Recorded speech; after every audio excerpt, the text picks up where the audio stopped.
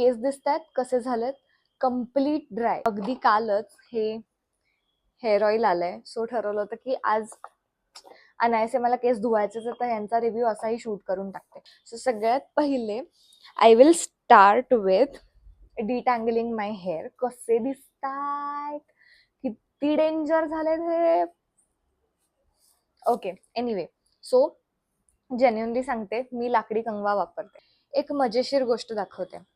हे एक portable high frequency वॉन्ड आहे. ह्याच्यामध्ये रेड लाईट थेरपी होते.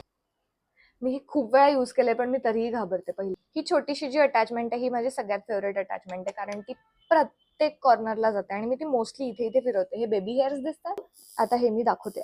चटका बसला मला. There is one more product I would love to show you. विश केअरचं आहे हे.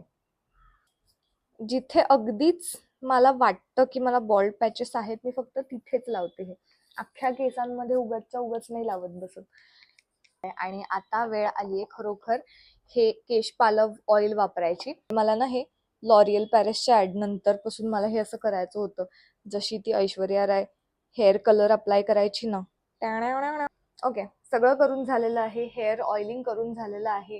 Hair massage okay. Hair oiling नंतर मी पुन्हा एकदा हे वापरते आणि हे छान असं असं प्रेस करून असं गोल गोल वगैरे फिरवते. माझ्याकडे ते अगारोचं ते मसाजर पण आहे, पण ते चार्ज नाही केलं त्यामुळे असं.